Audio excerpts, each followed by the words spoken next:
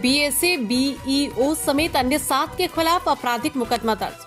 आपको बता दें कि नगर कोतवाली पुलिस ने सीजेएम के आदेश पर सामाजिक कार्यकर्ता पंडित मनु शर्मा एडवोकेट की शिकायत पर मौजूदा बीएसए मोनिका, तत्कालीन बीएसए बीईओ जोया, शिक्षिका वर्षा गुप्ता, विभागीय लिपिक पटल सहायक व 2 विभागीय व्यक्तियों के खिलाफ आपराधिक षड्यंत्र, धोखाधड़ी एवं गबन की संगीन धाराओं में मुकदमा दर्ज कर विवेचना शुरू कर दी है। अमरोहा कोतवाली में दर्ज प्राथमिकी के अनुसार आरटीआई एसोसिएशन ऑफ इंडिया के जिला अध्यक्ष व सामाजिक कार्यकर्ता पंडित मनु शर्मा एडवोकेट ने पूर्व में शिक्षिका वर्षा गुप्ता की शिकायत मृत महिला के राशन कार्ड से गरीबों का सरकारी राशन हड़पने को लेकर भी की थी, जिसमें जमानत कराने के बाद शिक्षक दंपति के विरुद्ध उक्त मुकदमा न्यायालय में लंबित है। इसी को लेकर शिक्षिका वर्षा गुप्ता व शिक्षक पति अर्पित खंडेलवाल उनसे रंजिश मानते हैं। शिक्षक दंपति सरकारी विभागों से पैसा हड़पने और अपने पद का दुरुपयोग करने की अभ्यस्त हैं। शिक्षिका वर्षा गुप्ता ने 4 जुलाई से 14 अगस्त 2016 तक बिना कार्य किए बेसिक शिक्षा परिषद को धोखा देकर बिना किसी चिकित्सा उपचार परामर्श संबंधी दस्तावेजों के आधार पर 42 दिवस का वेतन हड़पने और सरकारी धन का गबन करने की मंशा से गर्भपात अवकाश प्राप्त किया था, जबकि वास्तव में उनका कोई गर्भपात ही नहीं हुआ था।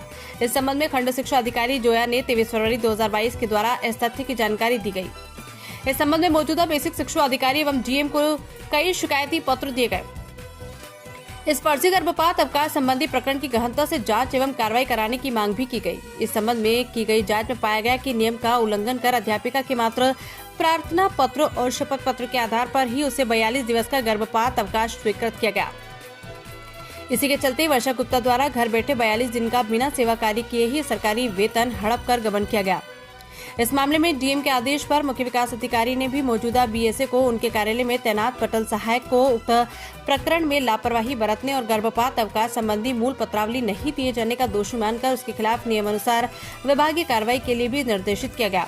परंतु उपरोक्त समस्त कृत्य में बीएसए मोनिका द्वारा विभागीय संरक्षण देने के कारण कोई प्रभावी कार्रवाई नहीं हुई। इससे यह प्रमाणित होता है कि शिक्षिका के गर्भपात अवकाश संबंधी मूल पत्रावली व रिकॉर्ड को गायब करने में उनकी भी महत्वपूर्ण भूमिका संदिग्ध रही, जबकि तत्कालीन खंड शिक्षा अधिकारी जोया और बीएसए ने अपने सरकारी पद का दुरुपयोग करते हुए अध्यापिका से हमसास होकर चिकित्सीय परामर्श उपचार संबंधी अभिलेखों एवं जरूरी साक्ष्यों के बिना ही 42 दिवस का गर्भपात अवकाश पूर्ण वेतन पर स्वीकृत किया, जिस कारण 42 दिन के वेतन का सरकार को धोखा देकर गबन किया गया। इस फर्जीवाड़े को लेकर जनसुनवाई पोर्टल व एसपी को भी शिकायती पत्र दिया, लेकिन कार्रवाई नहीं हुई। मजबूर और विवश होकर वो न्यायालय की शरण में गए। इस मामले में मनु शर्मा द्वारा न्यायालय में 173(4) के तहत याचिका दायर की गई, जिस पर मुख्य न्यायिक दंडाधिकारी डॉक्टर लकी ने पहले डीएम से प्रारंभिक जांच करवाई। डीएम की जांच रिपोर्ट में आरोपी की पुष्टि से कोतवाली पुलिस अमरोहा को मामले की रिपोर्ट दर्ज करने का आदेशित किया गया। कोतवाल पंकज तोमर ने बताया कि न्यायालय के आदेश पर मौजूदा बीएसए मोनिका, शिक्षिका वर्षा गुप्ता सहित 7 विभागीय लोगों के विरुद्ध आपराधिक षड्यंत्र, धोखाधड़ी एवं गबन की धाराओं में मुकदमा दर्ज कर लिया गया।